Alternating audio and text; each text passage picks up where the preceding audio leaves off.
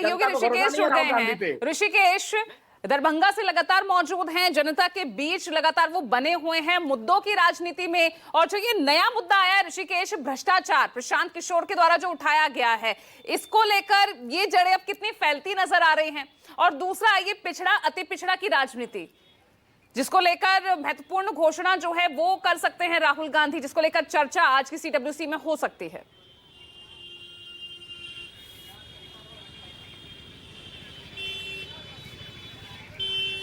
ऋषिकेश, मुझे आपने एक बार सवाल दोहराएंगे?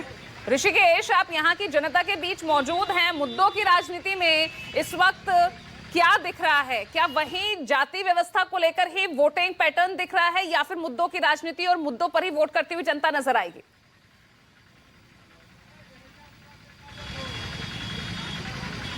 बिल्कुल, मैं कोशिश करता हूं कि कुछ आम लोग से यहाँ पे बात करूं। तो ये बताइए कि चुनाव में यहाँ जातीय व्यवस्था पर वोटिंग हो रही है या विकास, जो प्रशांत किशोर भ्रष्टाचार का आरोप लगा रहे हैं, ये सब कोई मुद्दा है या फिर जात पात पर ही यहाँ वोटिंग हो रही है? यहाँ जात पात के लेके जो भी मुद्दा उठा रहे हैं ये व्यर्थ है।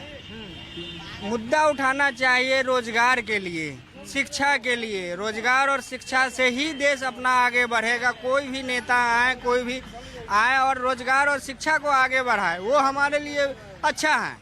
प्रशांत किशोर जो कह रहे हैं कि किसी के पास 200 करोड़ रुपया, किसी के जन्मतिथि में हेरा फेरी, किसी ने मेडिकल कॉलेज हड़प लिया है, बीजेपी के बड़े नेताओं पर आरोप है, तो इसका कुछ असर है या नहीं? नहीं, इससे ये सिर्फ पार्टी एक दूसरे को बहकाने के लिए, जनता को एक दूसरे को जो है ये करने के लिए कर रहे हैं। इससे हम जनता का कोई फायदा नहीं होने वाला। अगर किसी के खाते में लाख, 2 लाख, 5 लाख रुपया है, उससे जनता को क्या बेनिफिट होने वाला? जनता को तो ये शिक्षा दे कि जो शिक्षा आगे बढ़े, रोजगार आगे बढ़े, इससे जनता का फायदा हो सकता है। ये किसी के खाते में कुछ है, किसी के खाते में कुछ है, ये इससे कुछ नहीं होने वाला। नीतीश कुमार का इमेज कैसा रहा है? नीतीश कुमार बहुत बढ़िया कर रहे हैं जी।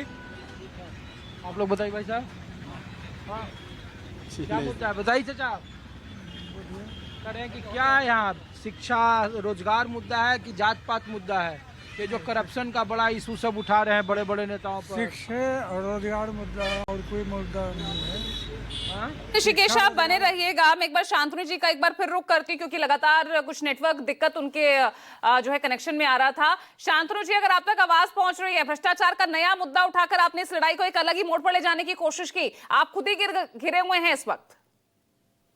पूजा जी, और मैं अपने सभी पैनल के साथियों को नमस्कार कहता हूं। 2 चरणों में मैं अपनी बात को रखूंगा। पहला, कांग्रेस की सीडब्ल्यूसी की मीटिंग पटना में। मुझे लगता है कि कांग्रेस पार्टी बिहार में अपना खोया हुआ मैदान वापस पाने की प्रयास में लगी हुई है, लेकिन उसका जो समय है वो बहुत ही अपॉर्चुनिस्ट है।